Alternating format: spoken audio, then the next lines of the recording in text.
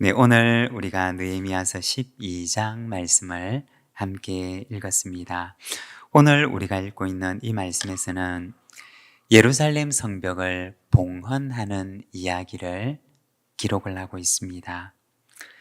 성벽에 봉헌식을 한다라고 하는 것은 이제 이 성벽에 대한 일들이 다 마무리가 되었다라는 것을 의미하는 것입니다.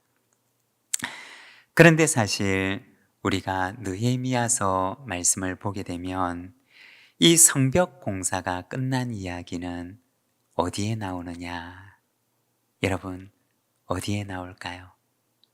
우리가 느헤미야서 12장을 읽고 있는데 느헤미야서 12장에 성벽 봉헌식을 하고 있는 내용이 나오는데 그러면 공사가 끝난 이야기는 어디에 나오느냐?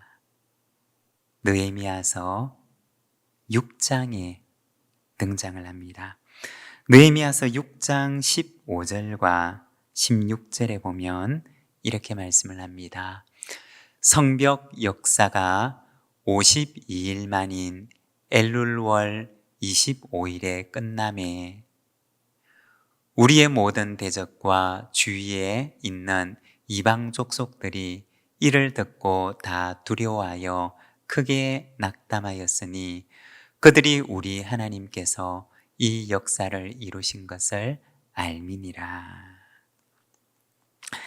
여기 보면 성벽 공사가 끝난 이야기가 어디에 나오느냐?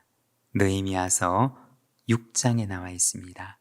그런데 성벽을 봉헌하는 이야기는 오늘 우리가 함께 읽었던 느헤미야서 12장에 나와 있는 것입니다.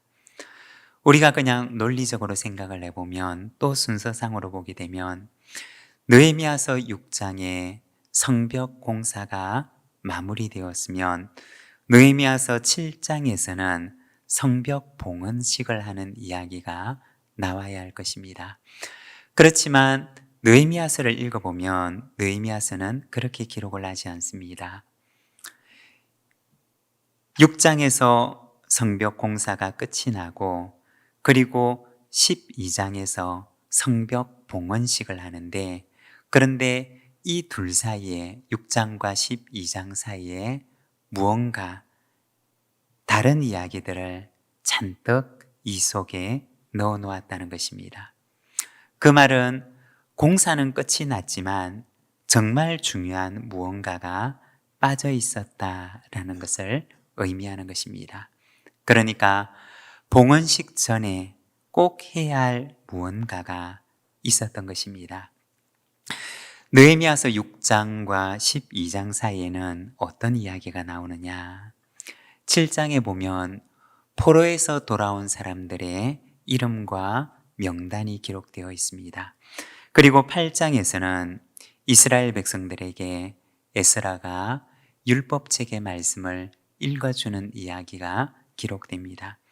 그리고 9장에서는 백성들이 그 말씀을 듣고 회개하고 죄를 고백하고 회개하는 이야기가 등장합니다. 그리고 10장에 가서는 그들이 회복해야 할 삶에 대해서 하나님께 언약식을 맺는 이야기가 나옵니다.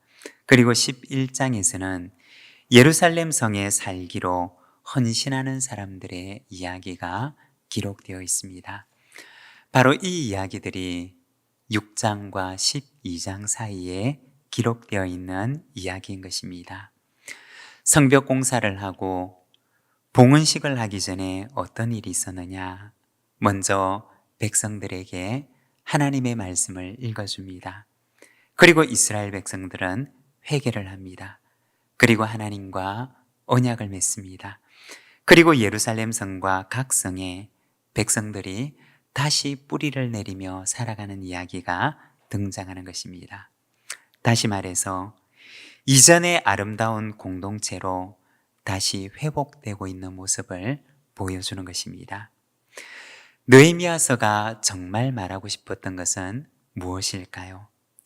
성벽의 공사가 예루살렘 성벽 공사가 잘 끝나게 되었다라는 것을 말하고 싶었던 것이 아니라 느헤미야가 정말 이 느헤미야서를 통해서 정말 이야기하고 싶은 내용은 성벽 공사와 함께 이스라엘 공동체가 회복되어 갔다라고 하는 이야기를 보여주고 싶은 것입니다.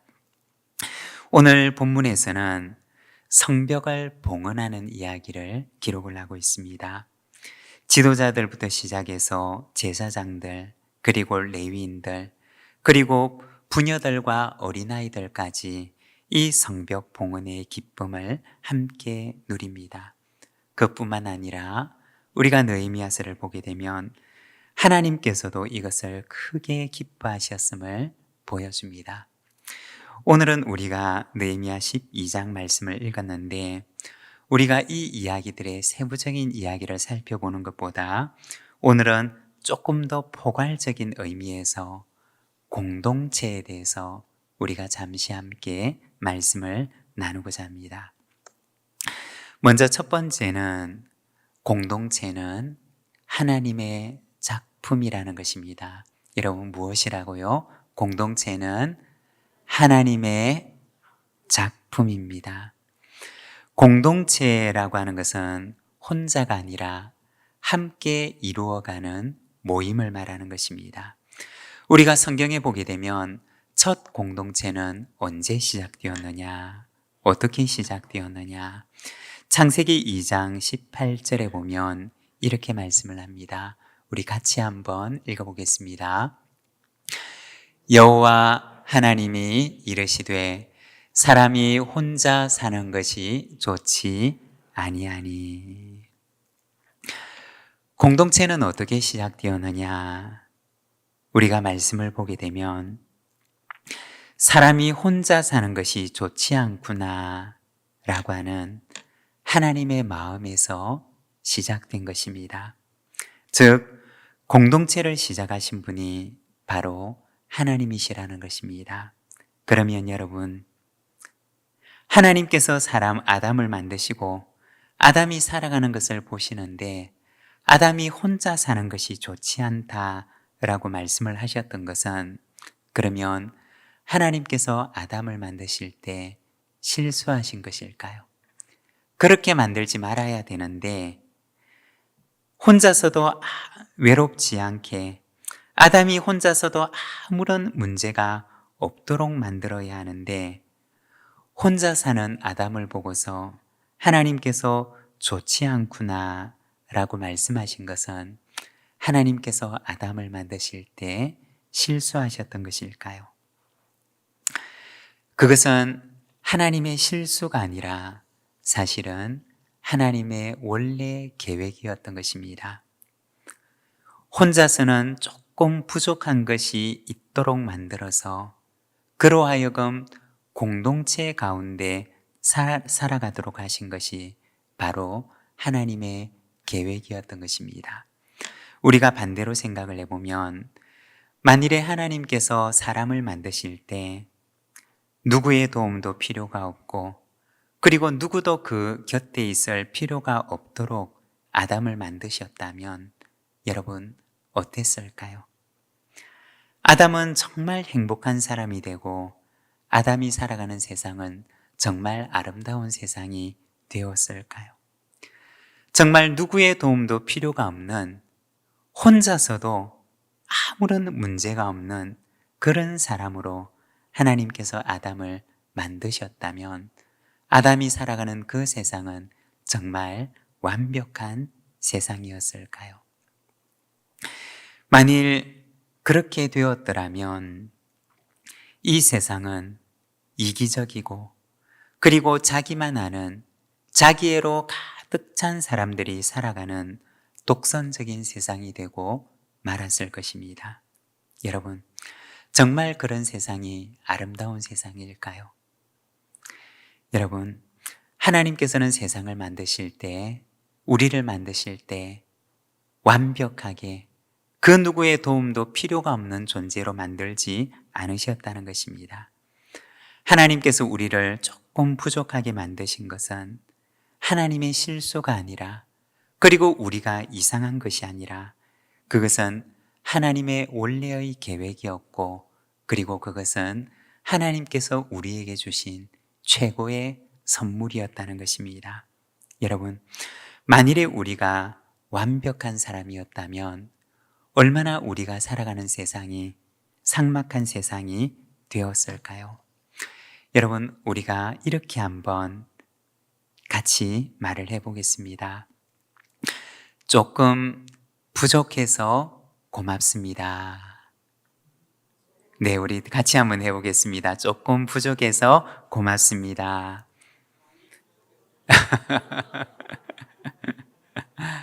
나의 부족함은 하나님의 선물입니다. 나의 부족함은 하나님의 선물입니다. 여러분, 그렇습니다. 내가 완벽하지 못하고 내가 조금 부족한 것은 사실은 하나님께서 내게 주신 최고의 선물이기도 하고, 또 그 누군가를 위해서, 나의 부족함을 도와줄 그 누군가를 위해서 하나님께서 그를 위해 나를 선물로 준비해 주신 것이라는 것입니다. 여러분, 공동체는 하나님께서 만드신 하나님의 작품이며 또한 하나님의 선물이라는 것입니다. 얼마 전에 새가족 교육을 하는데 새가족 한 분께서 이렇게 말씀하시는 것을 들었습니다. 새가족 교육 4주가 끝이 나고 이제 마지막 교육이었는데, 마지막 교육을 마치고 나서 이렇게 말씀을 하셨습니다. 이제 새가족 교육이 다 마쳤으니 다음 주에는 나는 갈 데가 없는데 어떡하지요? 라고 말씀하시는 것이었습니다. 그러니까 새가족 교육을 받는 4주 동안에는 처음에 새가족 등록을 하고 나서 매주 갈 데가 있었던 것입니다. 그리고 거기에 가서 이렇게 새롭지만 성경에 대해서, 하나님에 대해서 말씀을 듣고, 그리고 새가족 교육 4주 동안 새가족 양육위원들이 정성껏 오신 새가족들을 섬기게 되었습니다. 그런데 교육 4주가 끝나고 나서 이제 마지막 교육을 마쳤는데, 나는 다음 주부터 어떡하지요? 나는 다음 주부터 어디 가지요? 라고 말씀하시는 것을 들었습니다. 저는 그 말씀을 듣고 참 마음속에 느끼는 바가 많았습니다. 먼저 첫 번째는 새가족반이 이분들에게는 참 따뜻한 둥지처럼 여겨졌구나 라고 하는 것이었습니다. 그리고 두 번째는 새가족도 공동체를 필요로 하는구나 라는 것이었습니다. 작년 한 해 우리 교회에 48명의 새가족을 하나님께서 보내주셨습니다. 그리고 그 가운데 통계를 보니까 75% 정도가 우리 교회에 정착을 하셨습니다. 얼마나 감사한지 모릅니다. 그리고 얼마 전에 새가족 수료식을 하는데 5분의 새가족이 새가족번을 마치고 수료를 하셨습니다. 저는 그분들을 보면서 마음속에 기도의 제목을 가지기를, 하나님, 이분들이 우리 교회 공동체 안에서 잘 정착할 수 있도록 해주십시오 라는 마음을 가지게 되었습니다. 우리 교회 공동체가 이분들이 잘 안착할 수 있는 따뜻한 둥지가 되어 주었으면 하는 바람을 가지고 있습니다. 여러분, 공동체는 하나님께서 만드신 하나님의 작품입니다. 그리고 하나님께서 우리에게 주신 선물입니다. 여러분, 우리가 하나님의 선물과 같은 아름다운 공동체를 만들어가는 우리 부산친교회가 되기를 소망합니다. 그리고 두 번째는 공동체는 개인의 삶에 영향을 준다는 것입니다. 하나님께서는 왜 느헤미야에게 예루살렘 성벽의 재건이라고 하는 꿈과 비전을 주셨던 것일까요? 그것은 성벽의 재건을 통해서 공동체를 회복하기를 원하셨기 때문입니다. 그러면 왜 공동체를 회복하기를 원하셨던 것일까요? 그것은 공동체는 개인의 삶에 영향을 주기 때문입니다. 언젠가 어떤 분의 글을 보게 되었습니다.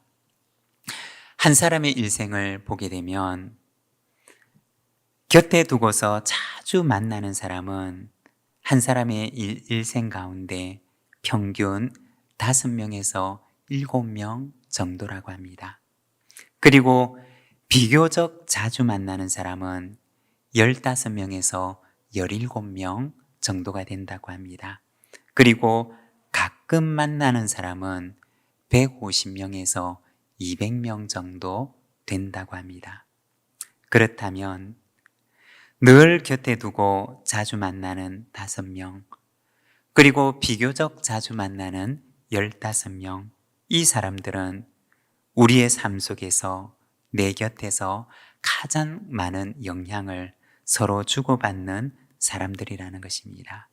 그런데 여러분, 만일에 가장 가까운 이 5명이 늘 술을 먹는 술꾼이라면 내 삶은 어떻게 될까요? 만일에 가장 가까운 그 5명이 도박에 중독된 사람이라면 그러면 그들은 내게 어떤 영향을 미칠까요? 반대로 이 5명이 정말 선한 영향력을 주는 사람들이라면 그러면 내 인생은 어떻게 될까요? 우리는 공동체 속에서 살아가고 그리고 공동체는 개인의 삶에 그리고 우리의 삶에 영향을 준다는 것입니다. 예루살렘 성벽을 재건한다고 하는 것은 단순한 성벽 공사를 하는 것을 말하는 것이 아니었습니다. 하나님께서 느헤미야에게 주셨던 비전은 단순한 토목과 건축 공사가 아니었다는 것입니다. 그것은 공동체를 재건하는 일이었습니다. 왜냐하면 공동체는 개인의 삶에 깊은 영향을 주기 때문에 하나님께서는 느헤미야를 통해서 그가 이스라엘 가운데 하나님의 백성 공동체를 재건하기를 원하셨던 것입니다. 그 공동체의 중심에는 무엇이 있느냐? 하나님의 말씀이 있었습니다. 하나님의 말씀으로 재건된 공동체가 바로 그곳에 세워지기를 원하셨던 것입니다. 왜냐하면 하나님의 말씀에는 영혼을 살릴 수가 있는 생명의 능력이 있었기 때문입니다. 여러분, 교회는 말씀의 공동체입니다. 모여서 말씀을 읽고 그리고 공부하고 나눌 때 하나님의 말씀이 우리 가운데 살아 역사하는 곳, 그곳이 바로 교회의 공동체라는 것입니다. 여러분, 그러한 소망을 가지고 모임을 이루어가는 우리 부산신교회 모든 목장들과 모든 소그룹 모임들이 되시기를 바랍니다. 그리고 세 번째는 좋은 공동체를 만들어 가야 할 책임이 우리에게 있다는 것입니다. 공동체가 개인의 삶에 영향을 준다면 우리에게는 어떤 책임이 있는 것일까요?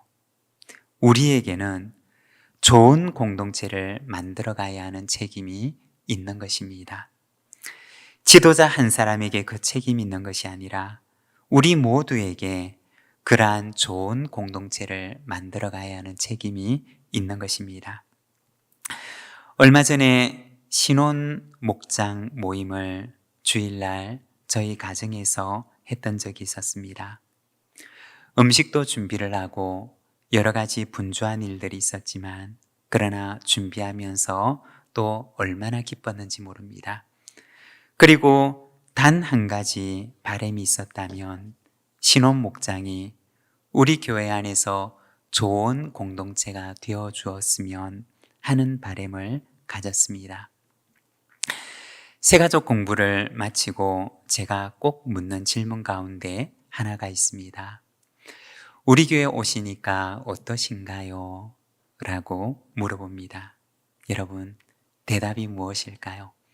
새가족이 우리 교회에 등록을 하고 그리고 4주간 공부를 마치면서 4주 동안 출석하면서 우리 교회에 대해서 어떤 생각이, 어떤 마음이 들었을까요? 우리 교회에 오시니까 어떠신가요? 라고 묻는데 상당히 많은 분들이 대답하시기를 교회가 너무 따뜻해서 좋아요 라고 말씀을 하셨습니다. 한두 분이 아니라 많은 분들이 우리 부산진 교회에 와서 예배를 드리고 그리고 4주 동안 이 새가족 교육을 하는데 교회가 너무 따뜻해서 좋다고 하는 그런 말씀들을 저는 종종 듣습니다. 여러분, 좋은 공동체를 만들어 가야 하는 책임이 바로 우리에게 있다는 것입니다. 여러분, 좋은 공동체를 만들어 갑시다. 말씀의 공동체를 만들어 갑시다. 모임 속에 생명이 회복되는 공동체를 만들어 갑시다. 그리고 누군가가 그곳에 깃들이고 싶은 따뜻한 둥지 같은 교회를 만들어 갑시다. 공동체의 회복은 느헤미야에게 주신 비전이고 또한 우리에게도 하나님께서는 그러한 공동체를 만들어 가기를 원하십니다. 여러분, 공동체는 하나님의 작품입니다. 공동체는 개인의 삶에 영향을 줍니다. 좋은 공동체를 만들어 가야 할 책임을 하나님께서 우리에게 주십니다. 우리 시간 함께 찬양을 했으면 하는데요.